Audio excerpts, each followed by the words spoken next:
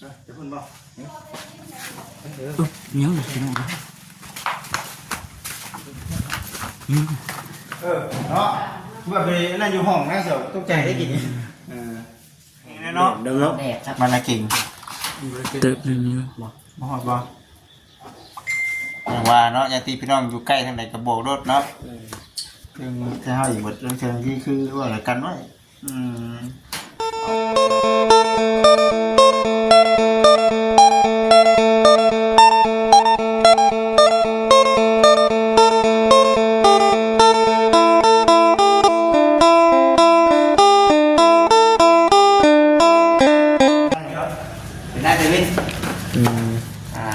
เป็นอันเดียวกันกับ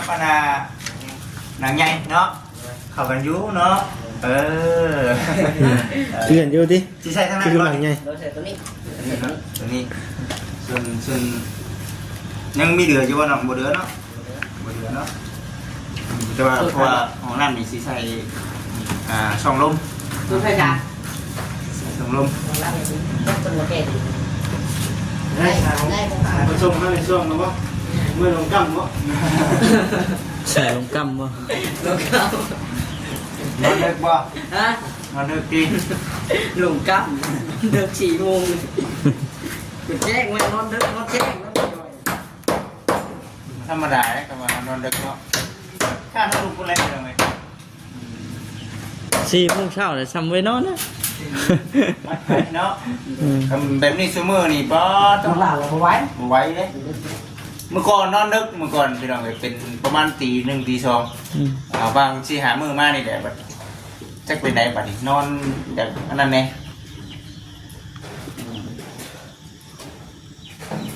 นะเนาะและอันน่ะขอแบบแล้วกับพักเที่ยงกินข้าวกินน้ำกินข้าวกินน้ำแล้วจึง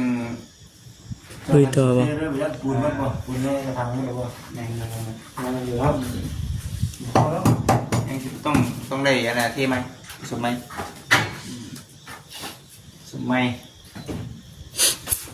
งานเป็นช่องลมสีใสนั่นใช้ทางของน้ำการสาดนะตัวนี้เลยตัวนี้สีใสของน้ำมาช่องลมเสียงนั่นเลยยังดูเนาะยังหลายอย่างอยู่เพราะว่าทั้งนี่นอกไปนี่ดิเป็นสีกองของน้ำออกมาน้ำกองน้ำขึ้นเป็นแห้งคักไปเพราะนั้นที่ตัวไปคือบ้านน้องอันน่ะจ้อยเลยเนาะนอนอยู่ในตัวเตือนวัฒนะเนาะเวลาลูกเมียจะถอดของน้ำในหัวจังบ่ได้ลูกน้ำมันเป็นตัวอย่างดิใช่หัวดิไม่เฮ็ดได้เป็นนั่นน้องจ้อยเด้อบอกเสตีนี่เนาะมาจิตมีสามีนามีแต่ชวนลูกแล้วนอนกำลังแซ่บไปเลยเนาะมีแต่ชวนปุ๊บแล้วไปห้องน้ำแล้วทีนี้เจ้าของก็งงหมอว่ามันนอกจากเท่านั้นนอกจากแรกจะเห็นได้ของน้ำมีนอกจากเท่านั้นเนาะนอกว่าเนาะมันเป็นทองเนาะอยู่ป่าเนาะไก่ป่าแค่ดีป่าครับแค่ส่วนนั้นแหละ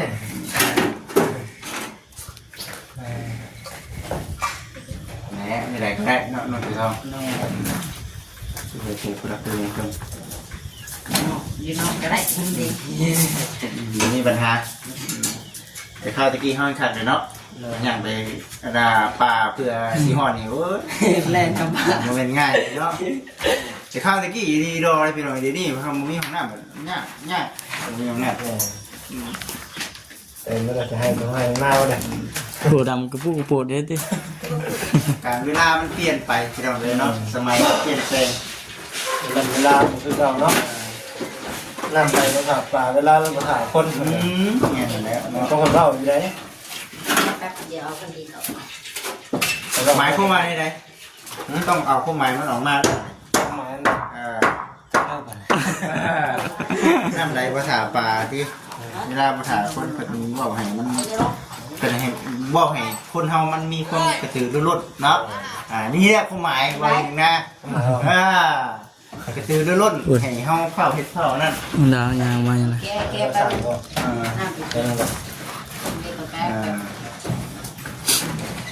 มันกระตุ้นรุ่นให้มัน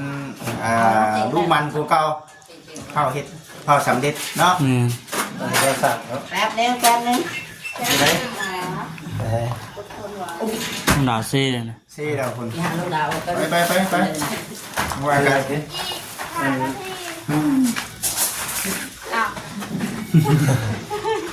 ไปลองกันบ่ ฮะ ไปลองกันบ่ ถ้าว่าเบิ่งว่าน้องเพิ่นได้ไปบ่ไปก็ว่าน้องเพิ่นว่าโอเคก็อยู่เนาะแต่ว่าน้องเพิ่นว่าไปก็ไปก็สิไปเป็นหมู่อยู่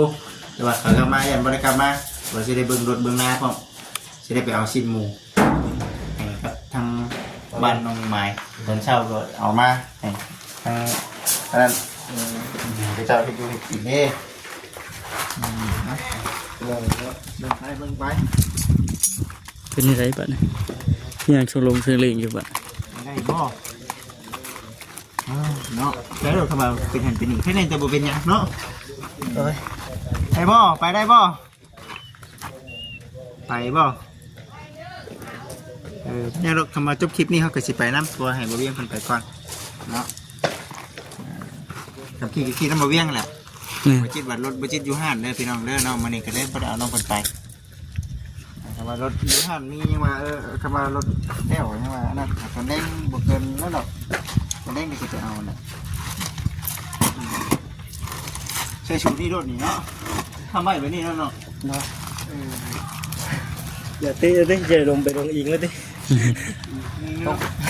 ถ้าปกติ ขับโปเลยเนาะอ๋อตัวขนาด ต้องเทกเม็ดข้างในเลยเป็นบ่อส่งของมันนี่ เสียงแว่วๆมากเลยพุ่น ไปกันเนาะโอ้หากระบอกครับโอ้ยให้ก้อนมานี่ให้ช่างพุดก่อนโอเคเอาพอดีนะ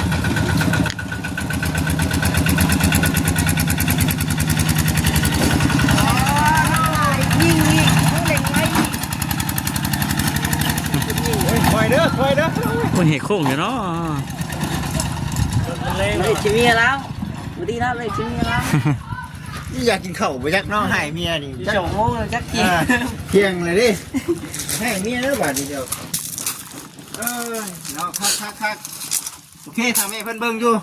เป็นว่างามเด้อน้องเด้อ โดยน้องหลักกำลังงาน เมียเพิ่นบอกว่าโอ้งามเหมือนกันเบิ่งเมียเพิ่นบอกว่าสีเอาสีชมพูมาตัดก็ได้ดูเลยเพิ่นว่ามาเยอะ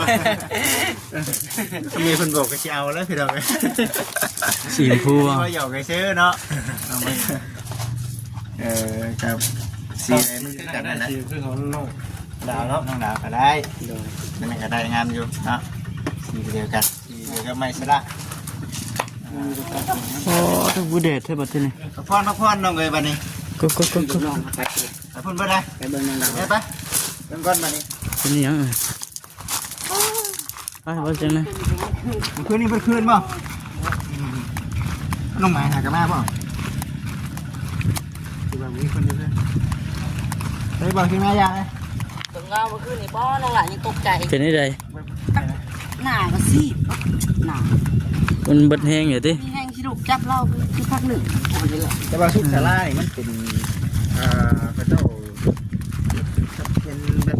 ประจำบ้านนะซื้อ เนาะ เป็นประจำบ้านนะซื้อ แต่ว่าเขาต้องปวดเกียดต้องปูนะต้องไปอยู่คลินิกหรือว่าห้องหมอ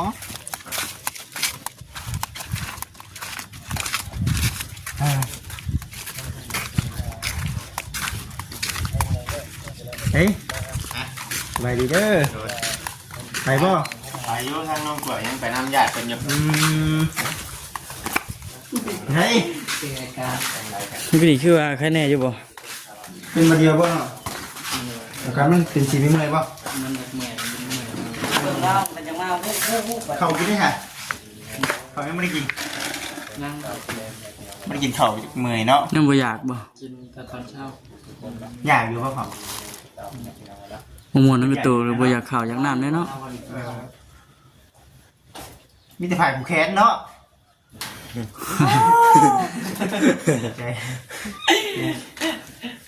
หมดกระเตงเมื่อนเลยหมดหลายกันเตงหมดทำไมฮอน อ๋อนั่นแล้ว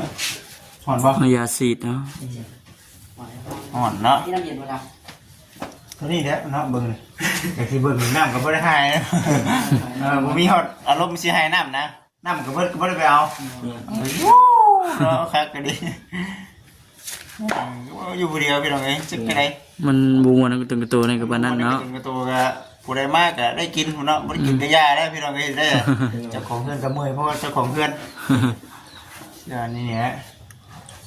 จะเบิ่งตู้เพิ่นเอาพื้นมาก่อนเด้อ โอเค ตามมันญาติน้องดาวมาเนี่ยเอิ้นเด้อ ใกล้ได้นี่กันเนาะ ไปนำบ่นำยากต้องถือห้องบ่ครับไก่บ่ น่าโพน่าเก่งบ่ บ่ได้โทรบ่หรอกบ่มีเบอร์บ่โทรติดคนหับเนาะ เราจะเข้าไปกับใครน้องจ่อยป่ะ ไป เรียบ เห็นบ่ ว่าจะเป็นไก่ไก่ไก่ เห็นแล้วเนาะ เดิมเนาะ แดดครับ มันละเก่ง เติบนึงอยู่ บ่ฮอดบ่อย่างว่าเนาะญาติพี่น้องอยู่ใกล้ทางใดก็บอกรถเนาะซึ่งถ้าเฮาอยู่บ่เรื่องเชิงที่คือว่าอะไรกันไว้เอาสิเอาไปก็เฮาก็ต้องเบิ่งก่อนเลยเนาะ บางทีได้ไปพุ่นจะว่า ได้นอนได้จักเนาะ ญาติพี่น้องก่อนเลยเนาะ เนี่ยมันจะบางทีเปิดหมอมันไม่มากกันเลยเนาะไม่ยี่เผา แม่แม่ ต้องให้พี่น้องไปนั่นคงว่าอยู่แล้วสิกันว่าเอ้ยไปตอนใดข่อยคือบ่ได้ฮู้เว้ยเขาอีกในสุเจ้าบ่ได้เนาะเขาก็พอได้พี่น้องเดี๋ยวเล่นการงานให้มันแล้วก่อนเนาะ แม่แม่ ช่วงคือเฮาแบบนี้นะเฮาต้องให้ทางญาติเพิ่นอย่างละเอียดปกติพี่น้องเพิ่นโทรมาแล้วพี่น้องเอ้ยเนาะ แม่แม่ตัวไปกินติดอยู่แต่บ่ครับ บ่ครับฮ้อนบ่ฮ้อน ขา เนาะ ดห่อนไปสี่เกตระมัดระวัง แม่ไปใส่มาใส่กันแล้วมันระวัง การกินคือกันการกินคือกัน น้ จะสิเอาน้ำกัน หนาวบ่ได้อาบน้ำเต็มที่บัด อาบน้ำมัน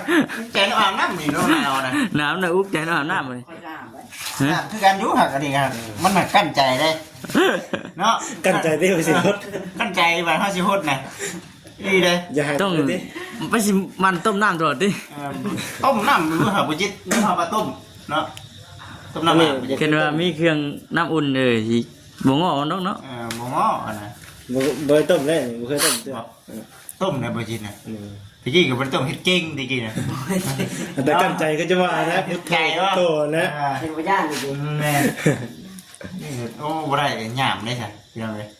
เพิ่นก็ดีบ่ครับเนาะจบคลิปได้นี่สองคลิปบ่ใช่คลิปเดียวเพิ่นสองคลิปเลยเนาะ ต้องเวลาต้องเห็นเป็นประโยชน์ด้วย ก็ได้เบิ่งไปนำกันเบิ่งได้ดับเบิล ประเทศแห่งดีเนาะ เอาซีมีแต่เบิ่งรอนั่นเนาะรอยะยะของน้องดาว น้องดาว พูดได้บ่น้อง ๆเป็นได้ดาวเลยต้อง เนาะ มัดมือกับมือเขาเดียวเนาะ ได้ใส่ในใจจะไปอยู่บ่ไปอยู่เนาะไปเบิ่งกันได้เนาะ โคตรเป็น ไป อย่างว่า เบิ่งกันได้เนาะไปอยู่ที่มันปวดเลือดบ่อยู่ที่ใกล้ โคตรก็ไม่ได้นอน นี่สิจะมาอยู่ใกล้พี่เนาะ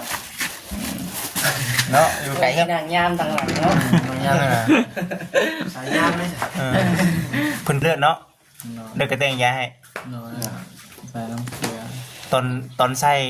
ส่น่ะมีเฮงอยู่ เบิ่งเราสื่นยุ่งวานยามไปเลยนางนอก มันเบิดผิดบ่เนาะ คำมาแบบเลิกนะ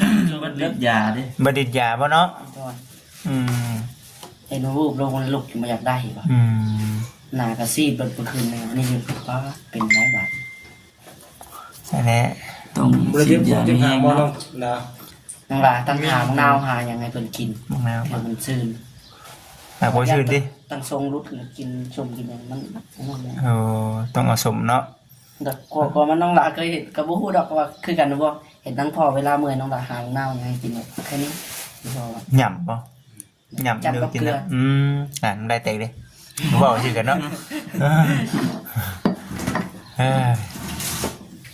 เอาฉันพี่น้องเลยสีนี่แหละก็ถือว่าได้เบิ่งเนาะได้ถามไทยรอถ่ายทางญาติน้องๆเพิ่นมาแล้วเฮาจึงว่ากันอีกเทื่อตัวนี้ก็ได้ไม่แต่มอเตอร์ไซค์ซิ่งนี่แหละบาดนี้ก็ได้สีล้อเฮาบ่ได้เอามาพี่น้องเอ้ยเขาพักผ่อนอยู่ห้องหมอก่อนของเฮาก็ได้ รถเป็นน่ะ กระจังหน้ามันน้องเอ้ยมันอันนั้นให้เขาเจ้าเปลี่ยนอันน่ะคลิปมันใหม่เฮาใส่ใหม่แล้วมันรุดทางบ้านเฮาแฮงบ่ดีอยู่นะบัดเฮาใส่บัดแฮงขี่รุดเลยบ่ได้เป็นหยังไรหรอกแต่ว่าตอนแรกนี่แหละเมื่อก็จันได้ไปเอาเลยเอาน้องๆเด้อเดี๋ยวเฮารอถ่ายทั้งญาติน้องดามาเนาะโอเคไปพี่น้อง FC สิประมาณนี้เด้อพี่น้องเด้อ เด้ยังเอื้อยบ่คือแม่แล้ว เอาละมี แม่แล้ว มีเอาละมี แม่บ่แม่แล้วบ่งานบ่ อย่าพี่น้องเบิ่งนั่นแหละ พี่น้องไปใช่บ่เพียงเพิ่นบอกว่าให้เอิ้นบ่บัดนี้มาแล้วเนาะสบายดีเด้อไปเด้อเดี๋ยวบ่อยู่บ่ได้บ่ทัวได้บ่อยู่กันบ่ไปฮอดใหญ่มันบ่อยู่เมื่อยตัวเพิ่นกันคืนนี้ก็ได้ เนาะ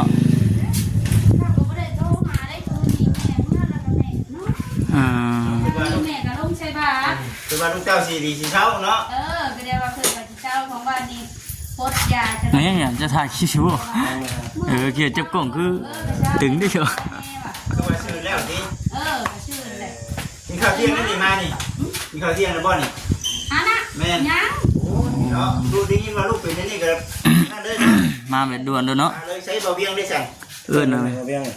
บ่เวียงบ่เวียง เดี๋ยวลงไปนั่งกัน ไปพนำกันผมบอกว่าญาติน้องดาวมาบอกให้เด้อว่าซั่น ต้องญาติคนมาเนาะ เฮ้ย ได้คิดเรายังไปบันทัดไทย รถบ่เวียงนี่ได้นี่ก็ต้องซ่อนญาติขึ้นไปนำ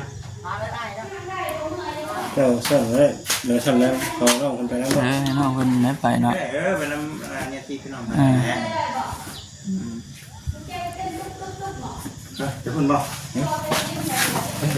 เมียงพี่น้อง เนาะเมื่อไปนั่นอยู่ห้องนั่งเสือตกใจได้กินต้องพดจะโดนเมื่อวานนี่ว่าใครไม่มาดูใครแล้วว่าวินกับอะไรวินแม่เช่าเลยแล้ว พดเองบ่สะดมหรือว่าพด หมอพดหาย หมอปดให้ พดหายเมื่อวานพดหายแล้วก็อยู่ในหันกับเช่าหันกับโดนเติบแล้วก็เมื่อแล้วถามลูกว่าเช่าแล้วว่าเช่าแล้ววินกับอะไรวินแม่ใครเนี่